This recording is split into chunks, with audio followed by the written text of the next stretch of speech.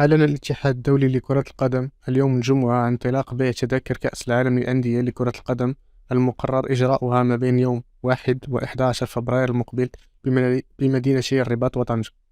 وأوضح الاتحاد الدولي لكرة القدم أن أسعار التذاكر تتوزع على 3 فئات ابتداء من 50 درهم للمباريات الثلاث الأولى، بما في ذلك مواجهة الوداد مع الهلال السعودي بتاريخ 4 فبراير، وابتداء من 100 درهم للدور نصف النهائي الذي سيشهد دخول كل من ريال مدريد وفلامينغو غمار المنافسة، ثم 200 درهم للنهائي المقرر في الرباط. وأضاف أنه تم